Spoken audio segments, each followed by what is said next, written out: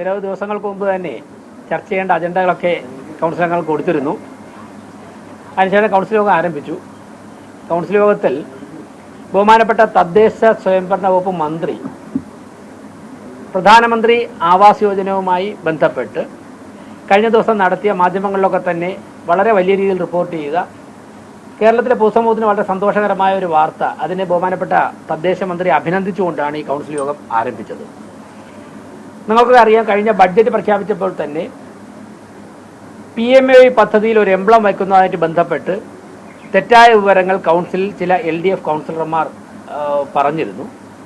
അന്ന് തന്നെ PMAY പദ്ധതിയിൽ പ്രധാനമന്ത്രിയുടെയോ മറ്റു മന്ത്രിമാരുടെയോ ഒന്നും ചിത്രമല്ല, PMAY പ്രോജക്റ്റിന്റെ എംബ്ലമാണ് വയ്ക്കാൻ കേന്ദ്ര ഗവൺമെന്റ് പറഞ്ഞതെന്ന് ഭരണസമിതി പറഞ്ഞിരുന്നു. അന്ന് വ്യത്യസ്തമായ നിലപാടുകളായിരുന്നു LDFന്റെയും അതോടൊപ്പം തന്നെ ചില UDF കൗൺസിലർമാർ സ്വീകരിച്ചത്. എന്നാൽ ബഹുമാനപ്പെട്ട തദ്ദേശ മന്ത്രി ശ്രീ KM ഷാജി കഴിഞ്ഞ ദിവസം മാധ്യമങ്ങളോട് ആ എംബ്ലം തന്നെ അദ്ദേഹം ഉയർത്തി കാട്ടിക്കൊണ്ട് ഇത് ചെയ്യുന്നതിൽ തെറ്റില്ല, ഇതിൽ പ്രധാനമന്ത്രിയുടെയോ മന്ത്രിമാരുടെയോ ഒന്നും ചിത്രമില്ല എന്ന് പറഞ്ഞു. ആ വസ്തുത തിരുവനന്തപുരം കോർപ്പറേഷൻ ഭരണസമിതി സ്വീകരിച്ച നിലപാട് ശരിയാണ്, യഥാർത്ഥ വസ്തുത പൊതുസമൂഹത്തിന് മുൻപാകെ വെളിപ്പെടുത്തി അദ്ദേഹത്തെ അഭിനന്ദിച്ചുകൊണ്ടാണ് ഈ കൗൺസിൽ യോഗം ആരംഭിച്ചത്. അതിനുശേഷം നിരവധി അജണ്ടകൾ ഉണ്ടായിരുന്നു. ഇവിടെ ജോലി ചെയ്യുന്ന ജീവനക്കാരുടെ മക്കളുടെയൊക്കെ തന്നെ വിവാഹം, ആ വിവാഹം നടക്കുമ്പോഴേക്കും അവർക്ക് ലോണായിട്ട് കോർപ്പറേഷനിൽ നിന്നും പണം കൊടുക്കാം, അവർ തിരിച്ചടയ്ക്കും, പലിശ കുറവാണത്. അപ്പോൾ അങ്ങനെയുള്ള നിരവധി കാര്യങ്ങളുണ്ടായിരുന്നു. അതോടൊപ്പം തന്നെ ക്ഷേമ പെൻഷൻ, ഇങ്ങനെ നിരവധി കാര്യങ്ങൾ, റോഡ് പണിയുക, ഇതൊക്കെ ഉണ്ടായിരുന്നു. ഈ വിഷയങ്ങൾ നമുക്ക് ചർച്ച ചെയ്യണം, വ്യത്യാസം വരുത്തേണ്ട കാര്യങ്ങൾ വ്യത്യാസം വരുത്തണം എന്ന് ആവശ്യപ്പെട്ടിരുന്നു. അവർ ആ സമയത്തൊക്കെ തന്നെ മുദ്രാവാക്യം വിളിച്ചതിനെ തടസ്സപ്പെടുത്താൻ വേണ്ടി പറഞ്ഞിരുന്നു. പലതവണ പറഞ്ഞു, ഒടുവിൽ 3 തവണ വീണ്ടും നമുക്ക് ഇക്കാര്യങ്ങളുമായി മുന്നോട്ട് പോകണമെന്ന് പറഞ്ഞു, ചർച്ചയുമായി മുന്നോട്ട് പോകണം, അതിനുശേഷം ഏത് വിഷയം വേണമെങ്കിലും ചർച്ച ചെയ്യാം എന്ന നിലപാടാണ് ഭരണസമിതി സ്വീകരിച്ചത്. പക്ഷേ ദൗർഭാഗ്യമെന്ന് പറയട്ടെ, അത്തരത്തിലൊരു കൗൺസിൽ യോഗം മുഴുവനായി ബഹളമയമായിട്ട് കൗൺസിൽ നടത്തിക്കൊണ്ടുപോകാനുള്ള ബുദ്ധിമുട്ടുള്ളപ്പോഴാണ് അജണ്ടകൾ പാസാക്കി കൗൺസിൽ യോഗം പിരിയേണ്ട ഒരു സാഹചര്യമുണ്ടായത്. അതിനുശേഷം സാധാരണ നമുക്കറിയാം, ഇങ്ങനെയൊക്കെയുള്ള സാഹചര്യങ്ങൾ വിവിധ രാഷ്ട്രീയ പാർട്ടിയെ പ്രതിനിധീകരിച്ച് വരുന്ന കൗൺസിലർമാരൊക്കെ തന്നെ ചില മുദ്രാവാക്യങ്ങൾ വിളിക്കാറുണ്ട്, കൗൺസിൽ ഹാളിലോട്ട് പോകാറൊക്കെ ഉണ്ട്. പക്ഷേ ദൗർഭാഗ്യകരമായ കാര്യങ്ങൾ നടന്നിട്ടുണ്ട്, അങ്ങനെ സംഭവിക്കാൻ പാടില്ലായിരുന്നു. ഒരു കേൾക്കുന്ന കല്യാണത്തിലെ അല്ലെങ്കിൽ സംഘർഷ രീതിയിലേക്ക് അവസാന ഘട്ടത്തിലേക്ക് പോയി. അതായത് ഒരു അഡ്മിനിസ്ട്രേറ്റീവിന്റെ പേരിൽ 2 ഭാഗത്തെ കൗൺസിലർമാർ ഏറ്റുമുട്ടുകയായിരുന്നു. അതിൽ BJP കൗൺസിലർ ചർച്ച അടക്കം ചെയ്യുകയും വനിതാ കൗൺസിലർമാരെ, UDFന്റെ വനിതാ കൗൺസിലർമാരെ BJP കൗൺസിലർ ആക്രമിച്ചെന്ന് ആരോപണം. ഞാൻ റൂമിൽ വന്നതിന് ശേഷമുള്ള മാധ്യമങ്ങളിൽ വന്ന വാർത്തയുടെ അടിസ്ഥാനത്തിൽ, ചിത്രങ്ങളുടെ അടിസ്ഥാനത്തിലാണ് ചില കാര്യങ്ങൾ മനസ്സിലാക്കിയത്. പിന്നെ നമ്മുടെ പാർലമെന്റ് പാർട്ടി ലീഡർ എത്തിയിട്ടുണ്ട്, അദ്ദേഹത്തോടും അതോടൊപ്പം കൗൺസിൽ ഉണ്ടായിരുന്ന ആൾക്കാരോടും സംസാരിക്കുകയും ചെയ്തു. ഓരോ മാധ്യമങ്ങളിലും ഓരോ തരത്തിലാണ് വാർത്ത വരുന്നത്, വിഷ്വൽസ് വരുന്നത്. എന്തായാലും ഞാൻ മനസ്സിലാക്കിയ അനുസരിച്ച് ഇപ്പോൾ നമുക്ക് കൗൺസിൽ യോഗത്തിൽ പങ്കെടുക്കുന്നവർക്ക് അറ്റൻഡൻസ് രജിസ്റ്റർ നമ്മുടെ മുമ്പിലെത്തിക്കും. സാധാരണ കൗൺസിൽ യോഗം അവസാനിക്കുന്നതിന് മുമ്പ്, പെട്ടെന്നൊക്കെ അവസാനിക്കുന്നതിന് മുമ്പ് ഒപ്പിട്ട് തീർന്നില്ലെങ്കിൽ കുറച്ച് സമയം കൂടി അവരുടെ ഒപ്പിടാൻ കൊടുക്കാറുണ്ട്. അല്ലെങ്കിൽ മേയർ സെക്ഷനിൽ അറ്റൻഡൻസ് രജിസ്റ്റർ ഉണ്ടാവും, അവിടെ വന്ന് അന്ന് യോഗത്തിൽ പങ്കെടുത്ത എല്ലാവർക്കും ഒപ്പിടാം. ഞങ്ങൾ അതിലൊന്നും സ്ട്രിക്റ്റ് ആയിട്ട് ഒപ്പിടാൻ പാടില്ല, അങ്ങനെയുള്ള നിലപാടൊന്നും എടുക്കാൻ പാടില്ല, എടുത്തിട്ടുമില്ല.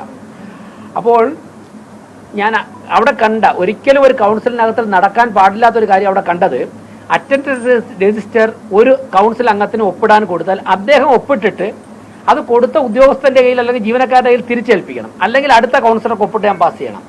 ഇപ്പോൾ അവിടെ ഒരു വലിയൊരു പ്രദർശനം നടന്നു. ഈ അറ്റൻഡൻസ് രജിസ്റ്റർ ഒരിക്കലും രഹസ്യ വസ്തുവല്ല. ഇന്നലെ ഇപ്പോൾ എന്നെ കണ്ട എല്ലാ മാധ്യമപ്രവർത്തകരോടും ഞാൻ പറഞ്ഞു, നിങ്ങൾക്ക് ആർക്ക് വേണമെങ്കിലും പരിശോധിക്കാം. നിങ്ങളൊരു അപേക്ഷ കൊടുത്തു കഴിഞ്ഞാൽ അതിൻ്റെ സർട്ടിഫിക്കറ്റ് കോപ്പി കിട്ടും. അതിനിടയിൽ ഞാൻ മനസ്സിലാക്കിയത്, ആ അറ്റൻഡൻസ് രജിസ്റ്ററിന്റെ ചില പേജുകൾ നശിപ്പിക്കുവാനുള്ള ഒരു ശ്രമം നടന്നിരുന്നു. ചിലർ ഗ്ലാസ്സിൽ നിന്ന് വെള്ളം എടുത്തിട്ട് അങ്ങോട്ടും ഇങ്ങോട്ടൊക്കെ ഒഴിക്കുന്നത് കണ്ടു. അപ്പോൾ ഇതിൽ ഓരോരുത്തരും ഒപ്പിടുന്ന ഓരോ ടൈപ്പ് പെന്നും കൊണ്ടാണ്. അതിൽ വെള്ളം വീണ് കഴിഞ്ഞാൽ, ഇത് നാളെ എന്തെങ്കിലും ആവശ്യം വന്നു കഴിഞ്ഞാൽ ബഹുമാനപ്പെട്ട കോടതി മുമ്പാകെ ഹാജരാക്കേണ്ട രേഖയാണ്. ഇതൊരു ആധികാരികമായ ഒരു രേഖയാണിത്.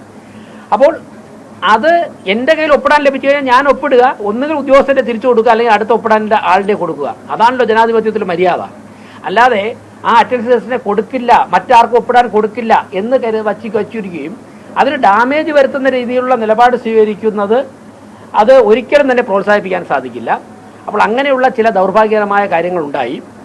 ആ സമയം എഡ്യൂക്കേഷൻ സ്റ്റാൻഡിംഗ് കമ്മിറ്റി ചെയർമാൻ ഇത് കണ്ട് രജിസ്റ്റർ നശിക്കരുത് എന്നുള്ള ഉദ്ദേശത്തോടുകൂടി അദ്ദേഹം ആ രജിസ്റ്റർ ചോദിക്കുന്ന സാഹചര്യം ഉണ്ടായി.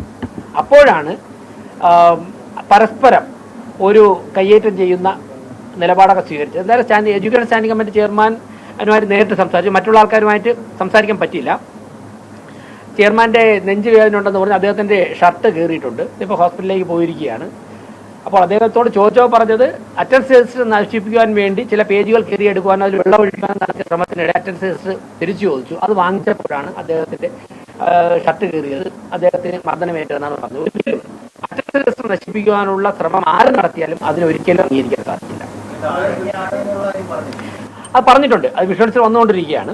ഞാനത് മുഴുവൻ മനസ്സിലാക്കിയതിന് ശേഷം പറയാം.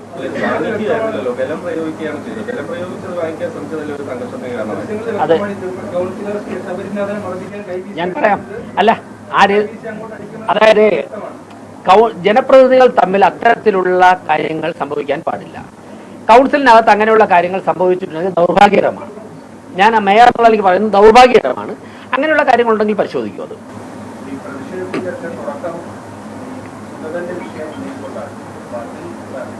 അല്ല, അതിൽ ഞാൻ ഡൽഹിയിൽ വെച്ച് അന്ന് പറഞ്ഞ നിലപാട് തന്നെയാണ്. അക്കാര്യത്തിൽ അദ്ദേഹത്തെ കസ്റ്റഡിയിൽ എടുത്തതിന്റെ പിറ്റേ ദിവസം രാവിലെ ഡൽഹിയിൽ വെച്ച് എന്ത് നിലപാടാണോ പറഞ്ഞത്, ആ നിലപാടിൽ തന്നെയാണ് മേയർ എന്നുള്ള നിലയ്ക്ക് ഇപ്പോഴും നിൽക്കുന്നത്.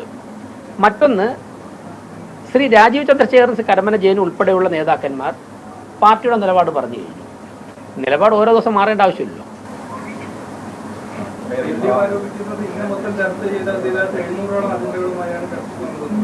അത് നമുക്ക് ഇന്ന് ചർച്ച ചെയ്ത് തീർന്നില്ലെങ്കിൽ അടുത്ത ദിവസത്തേക്ക് വയ്ക്കും. ഒരാഴ്ച മുമ്പ് അജണ്ട കൊടുത്തിട്ടുണ്ടല്ലോ. അജണ്ട വളരെ നേരത്തെ കൊടുത്തല്ലോ. അപ്പൊ അജണ്ട ഏത് അജണ്ടയാണ് ചർച്ച ചെയ്യേണ്ടത്? കൂടുതൽ കുറച്ച് കോംപ്ലിക്കേറ്റഡ് ആയിട്ടുള്ള അജണ്ട ഞാൻ തന്നെ നമ്പർ പറഞ്ഞില്ലേ മാറ്റി വെച്ചത്. ഇനി ഏതെങ്കിലും അജണ്ട, ഞങ്ങൾ എല്ലാ കൗൺസിലും ഏതെങ്കിലും അജണ്ട ചർച്ച ചെയ്യണമെങ്കിൽ നമ്മൾ അടുത്ത ദിവസത്തേക്ക് വയ്ക്കും. അജണ്ട ചർച്ച ചെയ്യാൻ വേണ്ടി അജണ്ടയുടെ എണ്ണം കൂടുതലുണ്ടെന്ന് പറഞ്ഞിട്ട് മുദ്രാവാക്യം വിളിച്ച് ബഹളമയൊക്കെയാണ് ചെയ്യേണ്ടത്. അങ്ങനെയല്ലല്ലോ. സംരക്ഷിക്കുന്നതിന് വേണ്ടി ബി.ജെ.പി. തിരിമറി കാണിക്കാൻ ശ്രമിച്ചു. അതോടൊപ്പം തന്നെ നേരത്തെ മേയർ ഉൾപ്പെടെ ഇടപെട്ടുകൊണ്ട് സുഗതനെ സംരക്ഷിക്കാൻ ഈ കൗൺസിൽ യോഗം തന്നെ അലങ്കോലപ്പെടുത്തിയതാണ്. അല്ല, ഞാൻ തുടക്കത്തിൽ പറഞ്ഞത് അത് രഹസ്യമല്ലല്ലോ. 101 കൗൺസിലർമാർക്കും കൗൺസിലർ എന്നുള്ളതിലേക്ക് സംരക്ഷണം കൊടുത്തുവാൻ വേണ്ടിയുള്ള സാഹചര്യം സ്വീകരിക്കും, നടപടികൾ സ്വീകരിക്കും. അത് രഹസ്യമല്ല, പരസ്യമായിട്ട് പറയുക തന്നെയാണ്. ഇനി ഈ വാഴോട്ടുകോണം കൗൺസിലർ സുഗതന്റെ കാര്യത്തിൽ ഒരു നടപടിയും സ്വീകരിക്കാൻ ഒരു മേയർക്ക് സാധിക്കില്ല. ഒരു മേയർക്ക് ആക്ട് ചെയ്യാൻ സാധിക്കുന്നത് ജനപ്രാതിനിധ്യ നിയമം അനുസരിച്ചോ മുനിസിപ്പൽ ആക്ട് അനുസരിച്ചോ ആണ്. അതിൽ ഒരു കേസിൽ പ്രതിയായ വ്യക്തിക്കെതിരെ മേയർക്ക് നിലപാട് സ്വീകരിക്കാൻ സാധിക്കില്ല. എന്റെ അധികാര പരിധിക്ക് അപ്പുറത്തേക്കുന്ന ഒരു കാര്യത്തിൽ ഞാൻ ആക്ട് ചെയ്യില്ല എന്ന് പറയുന്നതിൽ എന്താണ് അതിന്റെ പ്രസക്തി? പിന്നെ ഈ അറ്റൻഡൻസ് ലിസ്റ്റിന്റെ കാര്യം പറഞ്ഞില്ലേ, അത് ആവർത്തിച്ച് നിങ്ങൾ ചിലർ അറിഞ്ഞില്ല എന്ന് രാഷ്ട്രീയ നേതാക്കന്മാർ നടിക്കുന്നത് മനസ്സിലാക്കാം. മാധ്യമപ്രവർത്തകർ അങ്ങനെ ചെയ്യാൻ പാടില്ല. നിങ്ങൾ മനസ്സിലാക്കണം, ഇത് 4 തരത്തിലുള്ള രേഖകളുണ്ട്. കേസ്മാർട്ടുണ്ട്. ഇന്നിപ്പോൾ 1-2 മണിക്കൂർ കഴിഞ്ഞ് ചെന്ന് കഴിഞ്ഞാൽ ഇന്ന് വന്നവരെ കുറിച്ചുള്ള മുഴുവൻ രേഖകളും കേസ്മാർട്ടിലുണ്ടാകും. അതുപോലെ തന്നെ വിഷ്വൽസ് ഉണ്ട്, വീഡിയോ ഉണ്ട്, പിന്നെ ഫോട്ടോ ഉണ്ട്, ഡേറ്റഡ് ഫോട്ടോ ഉണ്ട്. മറ്റൊന്ന്, ഈ കഴിഞ്ഞ 3-4 മാസത്തിലെ കൗൺസിലിലെ നിങ്ങളുടെ വിഷ്വൽസ് തന്നെ നോക്കിക്കഴിഞ്ഞാൽ അതിൽ സുഗതൻ വന്നിട്ടുണ്ടോ എന്ന് നിങ്ങൾക്ക് തന്നെ അറിയാൻ പറ്റുമല്ലോ. ഏപ്രിൽ, മെയ്, ജൂൺ ഈ മാസങ്ങളിൽ, അല്ലെങ്കിൽ മാർച്ച് ഈ മാസങ്ങളിലൊക്കെ സുഗതൻ ഹാജരായിട്ടുണ്ടല്ലോ, നിങ്ങൾക്ക് തന്നെ വിഷ്വൽസ് കാണുമല്ലോ. അതെങ്ങനെയാണ് ഒരു സ്റ്റാക്ക് നശിപ്പിക്കുക? ഇങ്ങനെയുള്ള വില കുറഞ്ഞ ആരോപണങ്ങൾ നടത്തരുത്.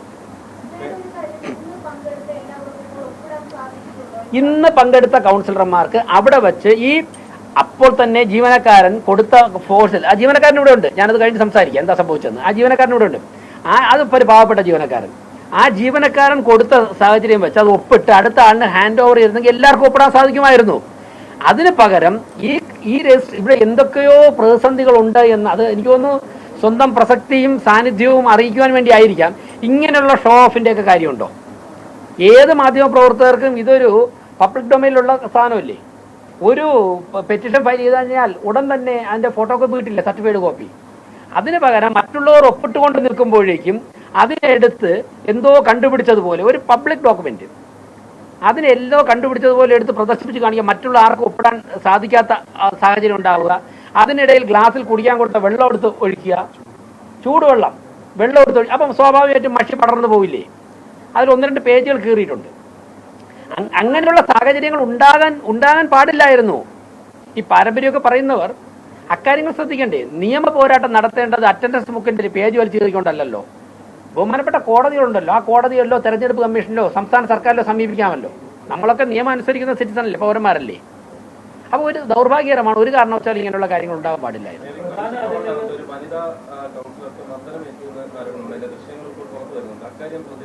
അല്ല, അങ്ങനെ ദൃശ്യങ്ങൾ കണ്ടിട്ടുണ്ട്. ഇപ്പോൾ ഒന്നിൽ കൂടുതൽ വനിതാ കൗൺസിലർ അർച്ചന മണികണ്ഠൻ ആശുപത്രിയിലേക്ക് പോയിട്ടുണ്ട്, പെയിനെന്ന് കരുതി പോയിട്ടുണ്ട്, ഒന്നിൽ കൂടുതൽ പേർ പോയിട്ടുണ്ട്. ഒരു കാരണവശാലും ഞാൻ നേരത്തെ പറഞ്ഞല്ലോ, കൗൺസിലർമാരൊക്കെ തന്നെ ജനങ്ങൾ തിരഞ്ഞെടുത്ത് വിട്ടിരിക്കുന്നത് അവരുടെ ജനങ്ങളുടെ കാര്യങ്ങൾ നിർവഹിക്കുവാനാണ്. ഇത്തരത്തിലുള്ള സാഹചര്യം ഉണ്ടാകാൻ പാടില്ല. സ്വാഭാവികമായിട്ടും പ്രതിഷേധ പ്രകടനം നടത്തും, ആഹ്ലാദ പ്രകടനം നടത്തും, മുദ്രാവാക്യം വിളിക്കും. ഇതൊക്കെ തന്നെ ജനാധിപത്യത്തിൽ മര്യാദയ്ക്ക് നിരക്കുന്ന തരത്തിൽ നമ്മളെല്ലാവരും ചെയ്യാറുണ്ട്, ചെയ്യണം. പക്ഷേ പരസ്പരം ഹാജർ ബുക്ക്, ഏറ്റവും ആധികാരിക രേഖയായിട്ടുള്ള ഹാജർ ബുക്ക് ഒപ്പിടാൻ കൊടുത്താൽ ഞാൻ ഒപ്പിട്ടിട്ട് തിരികെ നൽകുക എന്നുള്ളതിലപ്പുറം അതിനെ വച്ചിട്ടൊരു ആയുധമാക്കി എടുത്തുകൊണ്ട് കളവായ വിവരങ്ങളെല്ലാം പറയുന്നത് അത്ര എടുത്ത് അതെല്ലാവർക്കും കാണുന്നില്ല. ഞാൻ എന്തോ കണ്ടുപിടിച്ചു, അതിലെന്താ ഉള്ളത്? അതിലെല്ലാവരും ഒപ്പ് രേഖകളുണ്ട്. ഇത് കേസ് മാറ്റിലുള്ളതല്ലേ? അപ്പം അവിടെ നിന്നാണ് ഈ പ്രതിസന്ധികൾ ആരംഭിച്ചത്.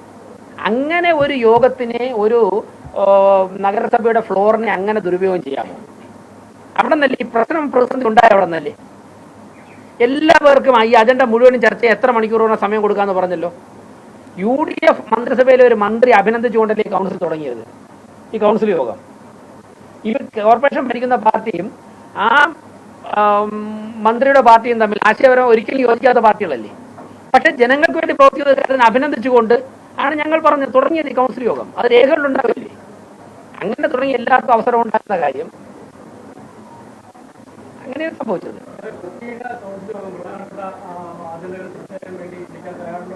തയ്യാറുണ്ട്. പക്ഷേ ഞാൻ നേരത്തെ പറഞ്ഞല്ലോ, മുനിസിപ്പൽ ആക്ട് അനുസരിച്ച് അതിനുള്ള അപേക്ഷ തരുമ്പോൾ 34 കൗൺസിലർമാരുടെ ഒപ്പ് വേണം. ഇവർ ഇന്നുവരെ 34 കൗൺസിലർമാരുടെ ഒപ്പിട്ടൊരു പേപ്പർ എനിക്ക് തന്നിട്ടില്ല. നിങ്ങൾ മാധ്യമപ്രവർത്തകർ മുൻകൈ എടുത്ത് ഒരു തവണയെങ്കിലും 34 കൗൺസിലർമാരുടെ ഒപ്പിട്ടൊരു പേപ്പർ വാങ്ങിച്ചു തരൂ. ഇന്നിരിക്കുന്നതിൽ ഏതെങ്കിലും ഒരു മാധ്യമപ്രവർത്തകന്റെ ഉത്തരവാദിത്വം ഏറ്റെടുത്തിട്ട് വിളിച്ചെന്നാൽ ഞങ്ങൾ അടുത്ത ദിവസം ഡേറ്റ് കൊടുക്കാം. കൗൺസിൽ യോഗം വിളിക്കാൻ ഒരു ബുദ്ധിമുട്ടുമില്ല. പക്ഷേ ഒരു 20 പേർ ഒപ്പിട്ട ഒരു കത്ത് വെച്ച് കൗൺസിൽ യോഗം വിളിച്ചു കഴിഞ്ഞാൽ മേയർ നടത്തുന്നത് ചട്ടവിരുദ്ധ പ്രവർത്തനമല്ലേ? ഒന്നുകിൽ എനിക്ക് മുനിസിപ്പൽ ആക്ട് അറിയില്ല എന്ന് പറയും. 20 പേർ ഒപ്പിട്ട ഒരു പെറ്റീഷൻ തന്നാൽ വിളിക്കാൻ പറ്റില്ലെന്ന് ഇവർക്ക് മനസ്സിലാക്കണ്ടേ? എന്നിട്ടെന്താ നിങ്ങൾ മാധ്യമപ്രവർത്തകരൊക്കെ തെറ്റിദ്ധരിപ്പിക്കുക, ഞങ്ങൾ കൊടുത്തിട്ട് വിളിച്ചില്ല എന്ന്. ഞാൻ ഇനി പറയാം, ആദ്യം കൊണ്ടുവന്ന കത്തിൽ ഒറ്റ ഒപ്പേ ഉള്ളൂ. മുനിസിപ്പൽ ആക്ട് വല്ലപ്പോഴെങ്കിലും വായിക്കണ്ടേ?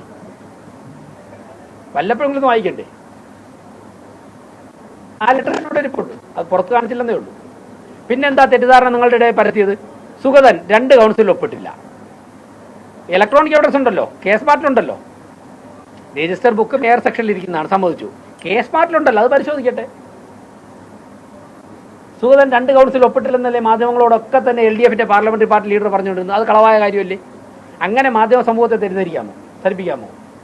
അതുകൊണ്ടല്ലേ ഇന്നത്തെ കൗൺസിൽ എല്ലാവരും ആകാംക്ഷയോടെ കാത്തിരുന്നത്. 3ാമത്തെ കൗൺസിൽ അദ്ദേഹം വന്നില്ല, ഇന്ന് അയോഗ്യനാവുകയാണ്. നാളെ രാവിലെ 10 മണിക്ക് ഭരണസമിതി ഭൂരിപക്ഷം നഷ്ടപ്പെടുകയാണ്. ഒന്നും സംഭവിച്ചിട്ടില്ലോ. എന്തേ 19 ചെയ്യില്ല, ജയിലിൽ കിടക്കുന്ന ആളിനെ ഞാനും അങ്ങ് വിചാരം സത്യപ്രതിജ്ഞ ചെയ്യാൻ പറ്റുമോ? അതൊരു ചോദ്യത്തിനൊരു കോമൺ സെൻസ് വേണ്ടേ? ഇപ്പൊ ജയിലിൽ ഒരു നിയമം അനുസരിച്ചുകൊണ്ട് ജയിലിൽ കിടക്കുന്ന ഒരു വ്യക്തിക്ക് അതിനകത്ത് കിടന്ന് സത്യപ്രതിജ്ഞ ചെയ്യാൻ പറ്റുമോ? അതിന് കോടതിയെ സമീപിക്കും. ഇതിലൊക്കെ എന്തേ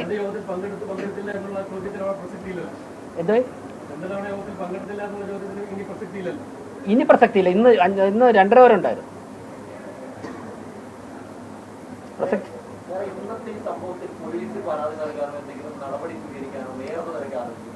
നോക്കട്ടെ, ബാക്കിയെല്ലാം പരിശോധിച്ചതിന് ശേഷം പറയാം. ബാക്കിയെല്ലാം എന്തേ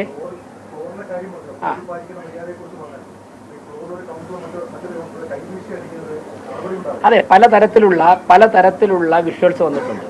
എല്ലാം പരിശോധിക്കട്ടെ. ഓരോ മാധ്യമങ്ങളും ഓരോ വിഷ്വൽസാണ് വന്നിട്ടുള്ളത്. അതെല്ലാം പരിശോധിക്കും. എനിക്ക് ഒറ്റയടിക്ക് ഇപ്പോൾ കൗൺസിൽ യോഗം കഴിഞ്ഞിട്ട് മിനിറ്റുകളിലേ ആയുള്ളൂ. ഞാൻ പരിശോധിക്കട്ടെ, പറയാം. അങ്ങനെയല്ല അങ്ങനെ ഞാൻ പറഞ്ഞില്ല, അതൊക്കെ നിങ്ങൾ പറയുന്നതാണ്. ഷർട്ട് ചെമ്പൻ ചെയ്താൽ നേരിട്ട് വന്നു, അദ്ദേഹത്തിന്റെ ഷർട്ട് വലിച്ചു കയറിയിട്ടുണ്ട്, അദ്ദേഹത്തിന് ഭയങ്കര നന്നായിട്ട് നെഞ്ച് വേദനയുണ്ട്, അദ്ദേഹം ആശുപത്രിയിൽ പോയിരിക്കുകയാണ്. പരിശോധിക്കട്ടെ, എല്ലാ കാര്യങ്ങളും പരിശോധിക്കട്ടെ. അല്ല, അങ്ങനെയൊന്നുമുള്ള കാര്യങ്ങൾ ഉണ്ടാകാൻ പാടില്ല, അത് അനുവദിക്കാനും പാടില്ല. നിങ്ങൾ രജിസ്റ്റർ ബുക്ക് വാങ്ങിയിട്ട് ഒപ്പിട്ടിട്ട് തിരിച്ചു കൊടുക്കാതെ അവിടെ അതിനെ നശിപ്പിക്കുവാൻ വേണ്ടി നടന്ന പ്രവർത്തനത്തെക്കുറിച്ച് അത് മാധ്യമപ്രവർത്തകർ അക്കാര്യങ്ങൾ ശ്രദ്ധിക്കണം. രേഖകൾ നശിപ്പിച്ചുകൊണ്ടുള്ള കാര്യങ്ങൾ, ഇപ്പോൾ ഒരു ഭരണസമിതി മാറിയാലും ഈ രേഖകളൊക്കെ ഇവിടെ വേണ്ടേ? അതാണ് വേറെ വനിതാ കൗൺസിലർ മുഖം അവർ വളരെ വലിയ പെയിനാണെന്ന് പറഞ്ഞിട്ട് ഹോസ്പിറ്റലിൽ പോയിട്ടുണ്ട്. ചൂടുവെള്ളം വിഷ്വലുണ്ട്, അതിൻ്റെ ചൂടുവെള്ളം എടുത്ത് മുഖത്ത് ഒഴിക്കുന്നത്. വിഷ്വലിനിപ്പോൾ ചൂടാണെന്ന് അറിയാൻ പറ്റില്ല. അവിടെ വച്ചത് ചൂടുവെള്ളമാണ്. നിങ്ങളിപ്പോൾ അതങ്ങനെ പറഞ്ഞത് വീണ ആളാണ് പറഞ്ഞത് തിളച്ചുവെള്ളം വരുന്നത്.